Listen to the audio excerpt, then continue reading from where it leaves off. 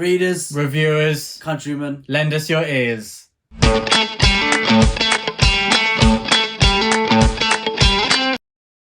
And a huge thank you to all of our Patreons. Thank you to the Pit Fighters, the First Swords, and all of the Bright Stars, Truth and Courage. Hello and welcome to the channel. I'm Will, this is my brother Ed. We're the Brothers Gwyn and we're talking about our very, very favourite reads of 2024. Last time around we talked about how Ed has read 107 books in 2024 and I've read 67. That sounds like quite a lot. I've read 67, which is quite a bit less than Ed. Well done, Ed. Let's give him the accolades, the round of applause now. You've done a great job, and I need to dedicate myself more for the comeback in 2025. Comeback. But before I'm undefeated. You are the undisputed.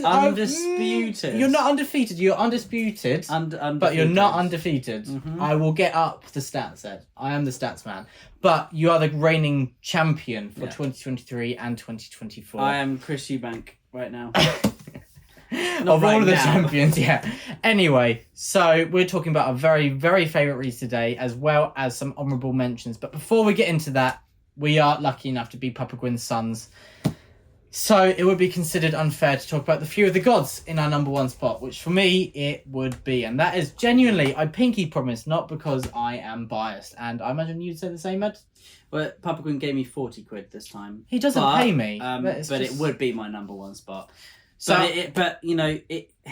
is it nepotism if we're letting him take our number one spot because he's our father? Well, it's not fair, is what I'm trying to say. I'd say that we wouldn't seem impartial. I know we make the rules, but it seems like we're breaking them. But I couldn't do a video without talking about this when we're talking about our favourite reads of 2024, especially as we first read even the first draft in 2024. Yeah, that's mad. We read the first draft and it came out in 2024. Yeah, and it's been out a couple of months. It has only been out a few months. Of course, we're so proud of Papa Gwyn, everything we've been through as a family, the loss of our sister, and Papa Gwyn, this is the first book he's written since then. Mm-hmm.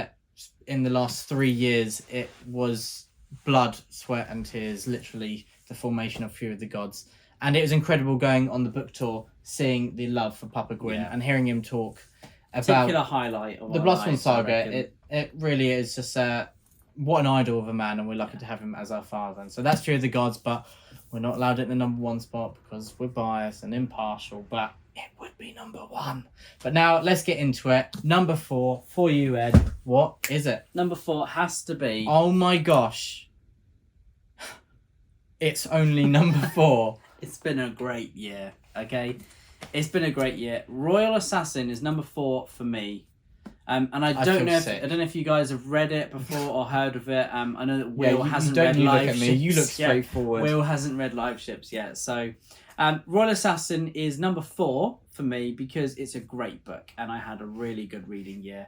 It's not the best book. I mean, Night Eyes here is a particular favourite. Right. I love most of the storylines. There are a couple of things that I didn't gel with, but because of Robin Hobb's strong writing and that complete, just incredible ending. What? A few things I didn't gel with in Royal Assassin. Yeah, I didn't like the Molly stuff. You know, it's a Will. You know what? I'm not surprised. It's a 700-page book. You just wouldn't get it, would you? You just wouldn't get it. Have you read Live Ships? It's okay. No, you skipped it. You skipped it. Oh, what is that? Deflection. No, it's sad seeing someone deflect when they're wrong. That's fine. If you want to be upset and bitter about it, okay. Oh, I will, fine. And I'm not going to hide it. So we now call each other out on books. Wait, and you're touching my paperback, saying these terrible things. I don't think this paperback's ever been read. Actually, it looks fairly new. No broken spam. Because I read it like this. Because it's so valuable, I read it like that. Like this. Yep, with a magnifying glass. Wow, that must have made the Molly scenes go. I have seen even longer. Who's the incredible Tolkien academic looking at the limited editions on Tom YouTube? Hayling. Seeing his stand, for how not to break spines. Yeah, I want that for my desk. But for Royal Assassin paperback. yeah, 15th print run. Oh dear. Crikey. Well, anyway, Robin Hobb obviously is one of the goats of fantasy. Royal Assassin is probably her. Do you reckon it's her? Maybe not her most popular book, but it's well up there. her most popular of this series for sure. Oh yeah, well of course that goes without saying because I also read Assassin's Quest. Sorry, and there's no way that book's getting on the top of this trilogy. I'd say that's her weakest book that I've read ever. Yes. This year? Yeah. Okay. No.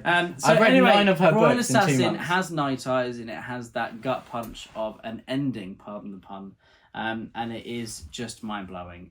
The ending buried me in just chaos and tears. It's amazing though, but seriously, guys, I know that Robin Hobb's a really underrated author. That she's kind of a hidden gem on BookTube. So I definitely think you should be reading Robin Hobb. I don't know, you guys would probably enjoy it. See, Ed, jokes won't detract from the horrors that you're committing. We last actually few have minutes. a photo of Robin Hobb was photobombing us, don't we? That is true. I think it needs a bit I more need to context than you find- just saying that. I think less is more. Less is more. Okay, yeah. Robin Hobb photobombed our picture. Maybe. On to number 4 for me is something very different. A big surprise for me this year was Horns by Joe Hill. This is horror. I've never read a Joe Hill book before. Stephen King's son. I thought, you know what? It's going to be like Stephen King's books. Well, when Stephen King sees that, obviously when he watches the video before this, of course, that he sees that he was in number 9? Yes. And his son is in number 4. Well, look, Steve. I don't think Joe Hill's going to be invited around for Sunday lunch anymore, Will. Steve just needs to accept that Horns is an exceptional book, and I'm sure he's very proud of his son for this. By Mr. Underhill. Sadly not. Just Hill. Maybe his son will be Underhill. Yeah, maybe. Anyway. My arm just slipped from the arm as well. This is chaos. I'm sorry for everything that's going on. Oh, it's just so crazy. This is Popquin's favourite book by Joe Hill, and it's the only one I've read, so it's my favourite by him as well. It's been adapted. It's about a man who his girlfriend is murdered. A year on, most people think it was him, but he has not been convicted. And he wakes up with something very unique. There are horns growing from his head. And he thinks it's psychological. He needs to go to the doctors. You know it was a rough night at the pub. When you wake up with a hangover and horns. Obviously, golden tequila. Of course, the only option. But then he realises that people start revealing their deepest, darkest secrets. And that goes along to him realising he may be able to find out what happened to his girlfriend through this newfound blessing or curse. Who knows? Dun.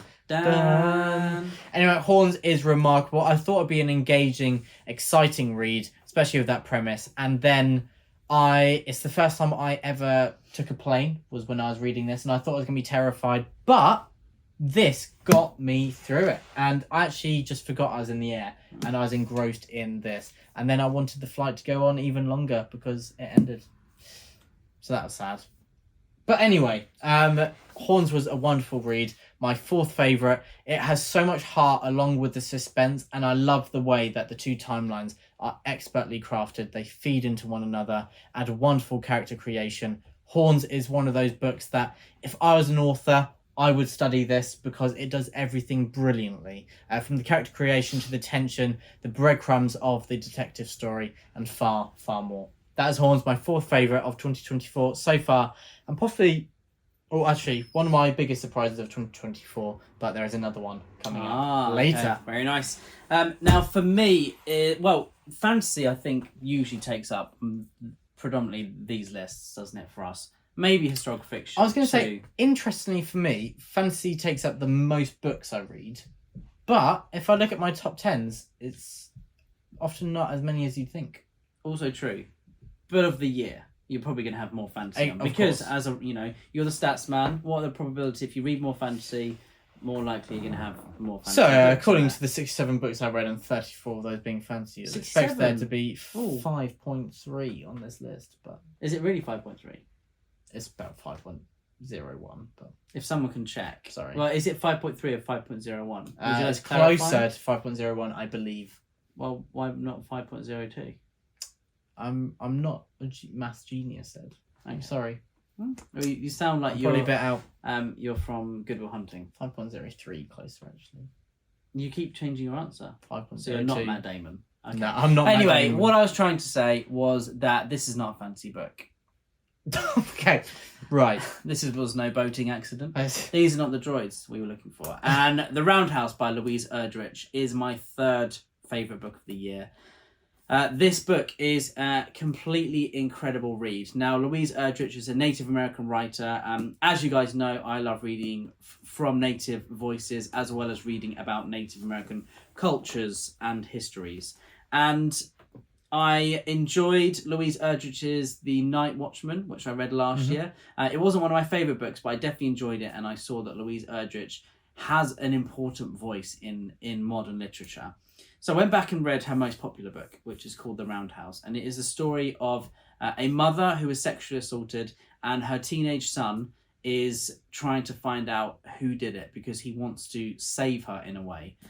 She is taken to shutting herself in her room, and she is going through an absolutely horrible time battling her demons, and her son tries to go out and find who committed this atrocity to her. And it is just written so brilliantly, the way that you get behind these characters, the way that you see their relationships forming and then sometimes even unforming before your very eyes. It reminded me of the depth of Robin Hobb, and it's just an absolutely fantastic book. There is lots and lots of tension. There is a brilliant ending that I was so captivated by, and all of the beats along the way, how you see the boy and then you see him with his friends trying to find clues and evidence. It felt a little bit like a Stephen King novel as well, how it really got inside the heads of these characters, because I don't think anyone can quite write characters like Stephen King in such a short amount of time. He's very efficient about getting in their heads, and he's famous head hopping and and Louise Erdrich does this as well, and she does it as well, and as good as Stephen King, in my opinion. So this is a book that I would recommend to everyone. There's another book on this list that I would say just whatever you read, if you like reading, if you can read, which obviously I think everyone watching this can read. I hope so anyway. Maybe if there's subtitles as well, they're reading it. Please read The Roundhouse by Louise Erdrich. I don't think anyone would regret it. Very nice, Ed. You definitely need to read this. Honestly, if you're saying like what's it called? Horns is a book that you would study, likewise. So if we have a time next year where we force each other to read one book that we recommend each other each, would that be your pick? It would be well up there. Nice. Have you read Lonesome Dove? No, but let's not force me to read an 800-page book when I'm not ready. Okay, Shogun. 1,000. Anyway, my number 3 is The Sword of Kaigan. We have a review on the channel if you want the deep We thoughts. do. You did not that read means this. I'm going to have to link it. That is true. Up there. We did not read this. Well, I read this many moons you didn't ago. read this year, No, but but I you- did. I finally took up your recommendation, and it is an incredible, incredible read. This is such subversive fantasy, but yet it fits into fantasy tradition. It follows many of the same beats, but forms its own.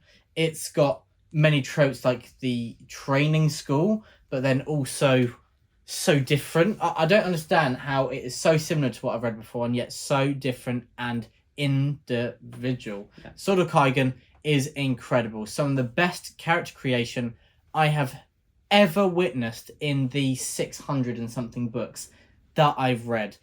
Both the perspectives, Misaki and Mamoru, they will live in my memory genuinely forever. I will never forget those names. There are scenes that will stand out in my memory for the rest of my life. Yeah. Action, 10 out of 10. World building, 10 out of 10. Tension building, 10 out of 10. Writing style, 10 out of 10. Emotional scarring. 10, 11, 12 out of 10. 11 out of 10. Let's crank that out to 11, shall we? What is that quote from again? What, let's crank it up to 11? Yeah, it's a quote from something. That's why it's so famous. AC/DC? No, I think it was a film.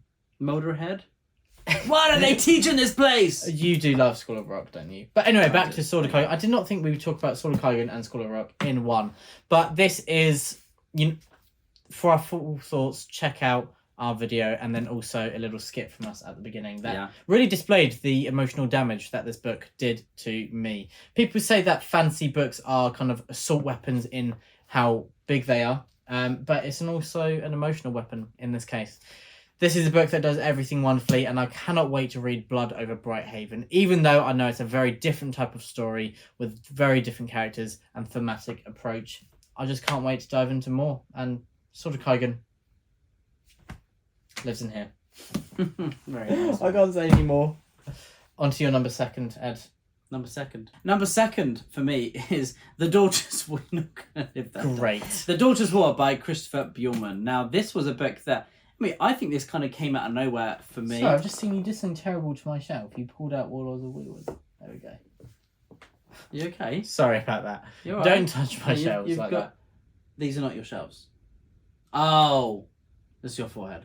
You do feel like you have a temperature though. Sorry. Because you're acting up. Apologies. Sorry, you are a bit of a diva with your books. Thanks for looking after me, Ed. It's okay. The Daughter's War to me came out of almost nowhere because I enjoyed The Black Tongue Thief, and then what is even the story of starting The Daughter's War? Did you read it before Papa Gwyn? Yeah.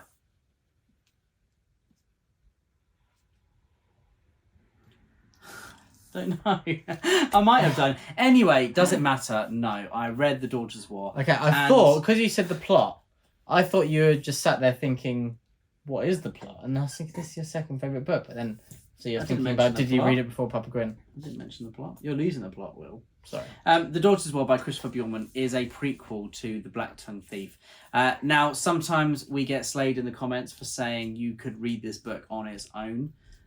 You definitely away can't. From Black Tongue Thief, and you should not read it on its own. I mean, okay, no. Whoa. As in, what I mean is The Black Tongue Thief, great book. This book is a prequel to The Black Tongue Thief. And it's a completely different tone and atmosphere. Can you read this book without having read The Black Tongue Thief? Yes. It's a prequel. It's even better in my opinion. It's a completely different style. There is a side character who is in The Black Tongue Thief this is from their perspective. Should you read both? Yes. If you're only going to read think one, should you read Daughter's War? Yes. The Daughter's War. We will now be bolting our doors to make sure Yeah. no one charges in. Anyway, The Daughter's War is an incredibly written fantasy that made me fall in love with fantasy all over again. Christopher Bjornman, what an authorly voice. This is someone who I would study. Now, The Daughter's War, as I wrote in my tag. I'm so sorry. That's really It's horrible. not boring, I promise, Ed. What I wrote in my tag when we visited Laura and Ross's new indie bookshop at Station Books in Tunbridge Wells. Oh, mate. Great. It must be the Weasleys. Stop Hand me it. down ropes. Anyway, I'm really sorry about him. Oh. So, I wrote on my tag, you've never read Goblins Like These. So if you do go into Station Books in Tunbridge Wells and see The Daughter's War, pick it up because I wrote it. It was pretty cool. No, I wrote The Daughter's War as in I wrote the tag. The Daughter's War is a story of a girl who is part of the Corvid Knight. So she is basically part of this heavy cavalry unit where, well, horses have all died out. There are no horses anymore. And the heaviest thing that they can get to fight in their forces are these armoured ravens. They are these giant ostriches. Massive ostrich ravens, which is terrifying to me. You hate birds. Will doesn't even like It's pigeons. like my worst nightmare, charging towards me. You do remind me of a goblin, to be fair. Dear. That's a bit harsh. Are you that scared of me? No. I'm the raven. I am that fearsome. I'm the corvid. But, You are the Corvid. but this girl her name's Galva. She is part of this battalion, basically. And she goes over to the Goblin Lands where she is, and her people are seeking to put an end to their tyranny, basically. And it is an incredible book. Galva is a fantastic character. Seeing her life, seeing her kind of naivety, leaving her as this war continues is fantastic. It's fantastic to read. It's such an intense story, and seeing the characters around her are brilliant. There is a bad guy in this book that is one of the best antagonists that I've read in many, many years. It was just crafted absolutely brilliantly. And I also love the action. It feels like these goblins, they're not like the goblins from Lord of the Rings, where they're these kind of creatures that you would shrug off, really. But they feel genuinely terrifying, and I've never read anything like it. So The Daughter's War, one of my favourite fantasy books ever. It's my second favourite book of the year because of how emotionally charged it is, as well as how gritty, authentic, and it feels like a historical fiction novel that has just been dialed up, but with giant ostriches. Yeah. And I'd just like to say thank you to Ohio Ed, who gave me this copy signed of The Daughter's War. Incredible. Just, wow. People might be wondering, why have we got an American edition when we are, of course, English? Yeah. But there we go. That's your number 2, Ed. Yeah. And I will keep... Oh, got the bookmark things here. We'll probably go on to my number 2, won't we, Ed? It makes sense. That does make sense. Number 2 for me is Glorious Exploits by Ferdinand Lennon. This won the Waterstones Debut of the Year award, and it's my debut of the year as well. It is an absolutely stunning book. This is one that when you describe it, it doesn't sound incredible. We follow 2 potters in Syracuse in 3rd century BC, maybe even earlier, 5th century BC. And basically, they want to stage some plays. They love theatre. And there are Athenian prisoners in Syracuse. And they decide to use these prisoners in their play, which, of course, is a bit of exploitation of the prisoners because they give them food and drink in return for the performance. But it's going to anger many of the local people who are not a fan of these Athenians. And who is the playwright that they are obsessed with? Eurydice, I believe. Eurydice. Excuse me whilst I go and beat myself, but I'm now leaving my English degree at uni. I'll only be studying history. Oh, it's wrong for history as well. I've just cut my degree off. It's all ancient Greek to me. But the thing about that is it's all ancient history now. I knew, I looked at him dead in the eye then. I knew the joke that was coming. It's almost like you said it before. Glorious Exploits, whilst you say that premise like that, it doesn't sound incredible. But what is wonderful here is the way it is executed. Ferdinand Lennon delves into these, my favourite word, delves into these relationships in such a short space of time, like nothing I've ever seen before. If you want a review of us kind of dive into, not the most insightful review, we struggled because we were gushing so much about Glorious Exploits. We didn't really get to the heart of why we love it so much. But if you want to see just a lot of love for a book, check out that review. 2 of the best characters here, some of the most powerful scenes. I don't know how I'm so emotionally attached to characters by the second scene that they are in. We have moments here that I feel utterly terrified, moments where I'm laughing out loud, and ones where tears are falling out of my eyes. I can't speak. What is going on? Tears falling out of my eyes. I thought you said staining. I wouldn't want tears falling out of there. Falling out of my eyes, staining the pages. Glorious Exploits, my second favourite. No, there's no recovery from that, Ed.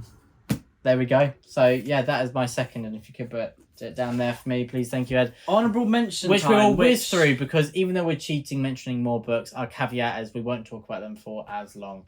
3 honourable mentions. What's your first, Ed? No one told me that. But the first one for me is The Land of the Living and the Dead by Shauna Lawless. Now, what I love about this is that 2024 release. Yep, it's a historical fantasy novel set in 10th century Ireland.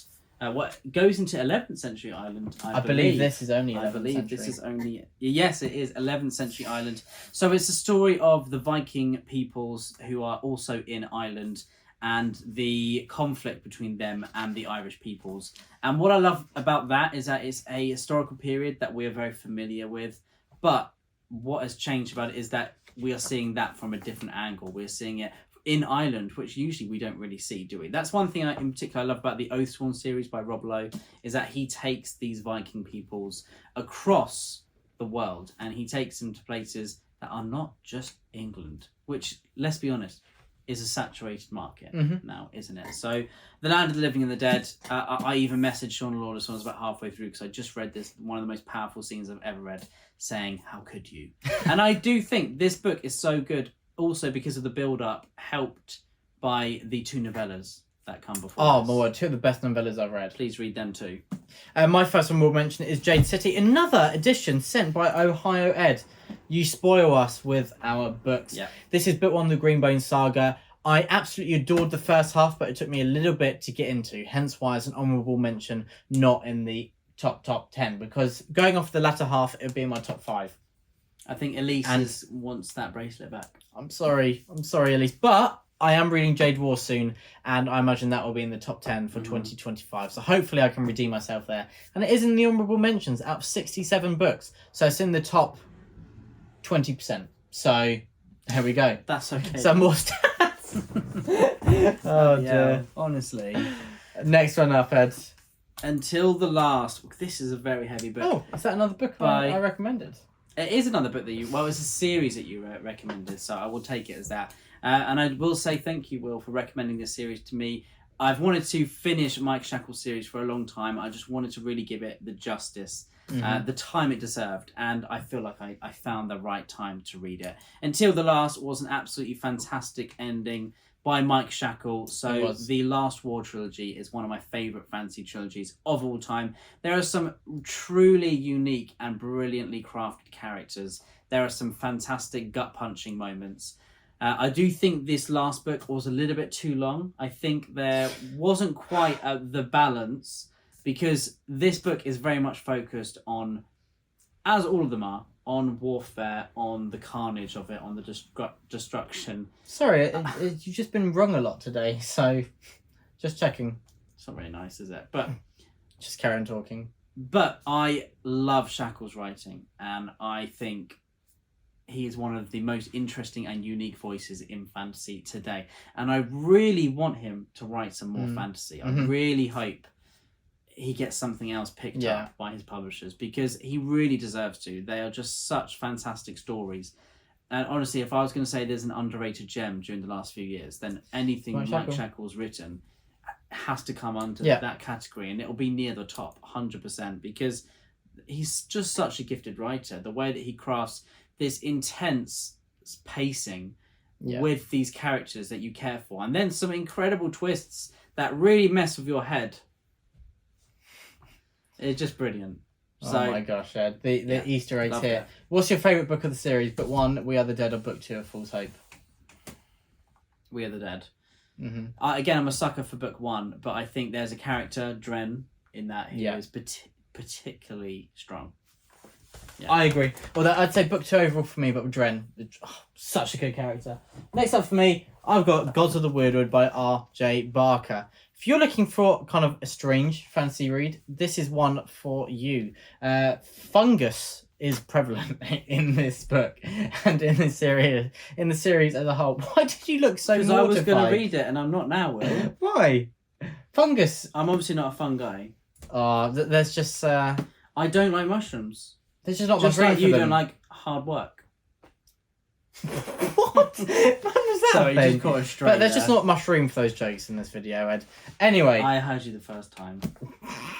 That's the ick. You are far too old to be saying the word ick. Of your generation, you can't be saying that. I'm below 30, I can say it. You are the generation above me. What generation am I again? Oh, we said this. Someone commented. Like, what are you going to call me? Nothing bad. Just the grey hairs will be coming soon, brother. Old wolf. At least I'm a wolf. Fox. Yes. Anyway, your mind is starting to go. There's just not much room for these jokes either. Third is the charm. Goes to the Weirdwood. I love that R.J. Barker gives a very intimate story here with Kahan as a central character. I love the...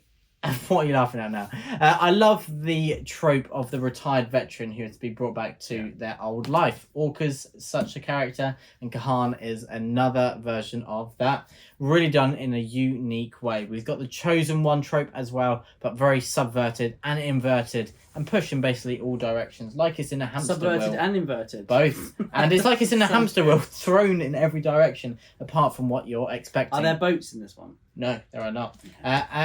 And everything is wood. Yeah, that's what you need to know for Gods of the Weirdwood. I do worry about you. Stop being so disrespectful. So no, I'm going to read that series soon, 100%. So Ascendant by Michael Miller is a book that was sent to us. It's true. And I absolutely loved it. Now this book, I thought that was just gonna be it. yeah, sent to us. And it was an great. honourable mention. Great cover, by the way. But thank you to Michael Miller for sending these books to us. But that has not influenced my review. I recently read this, and I went through, as you'll see in probably in our previous video, not to this one, to the one before, when we we did our November reads.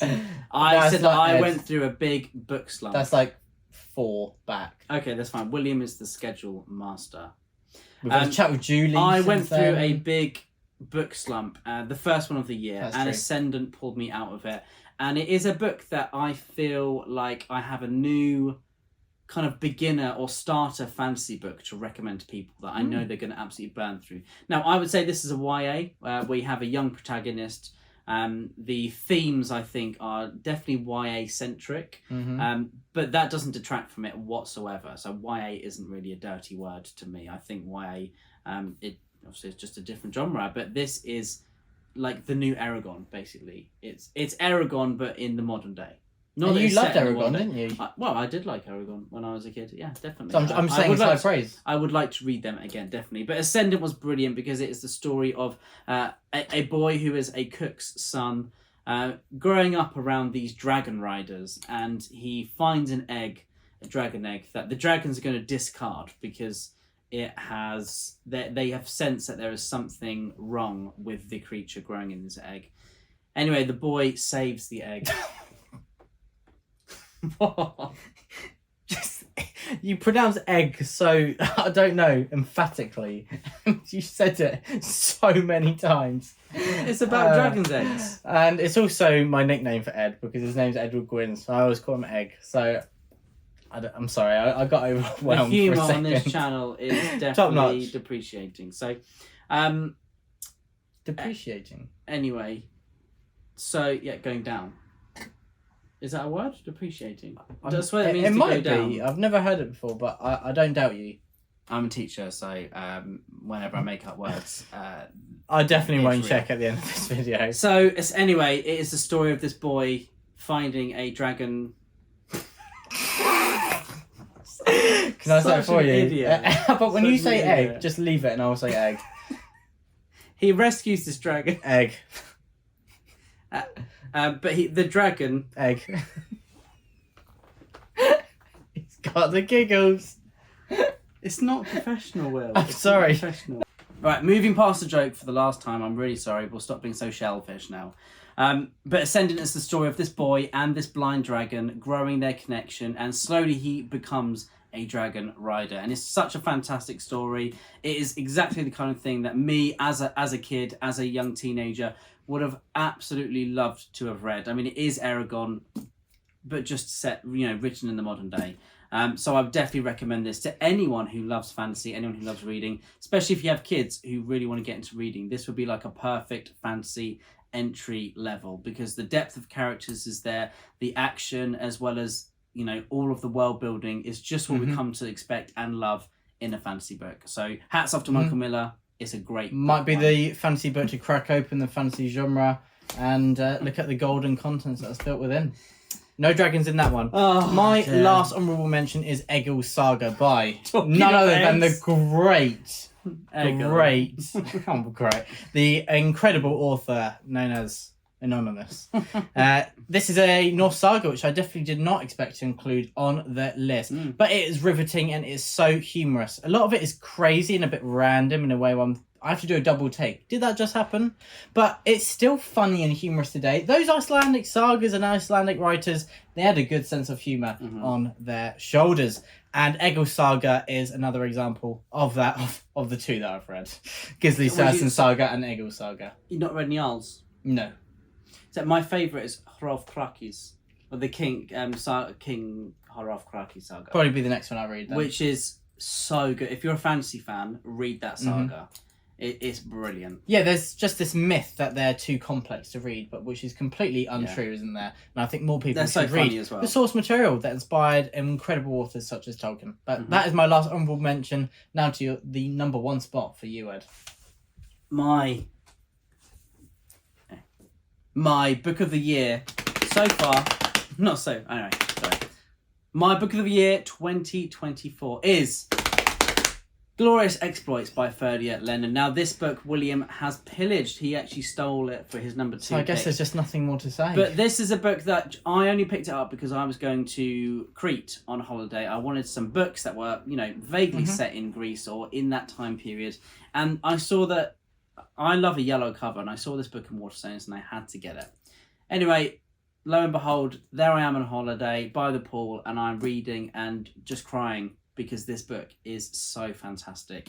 It's got this Irish twang to it because Ferdier Lennon is from Ireland, and his style of writing, his storytelling, these characters, they all speak in this, Irish dialect, don't they? Mm-hmm. But it just somehow fits in this, some people call it historical fiction. It feels like it fits, it works. It feels like maybe if you change the names and some of the jobs and some of the the terms, then this could be a book set in a contemporary period, yes, in a contemporary city. It's weird because it is immersive, but then also it does feel kind of timeless as well. Yes, it does, and it definitely has that genre-defying aspect about it, which I think a lot of these great books do. These books defy the genre.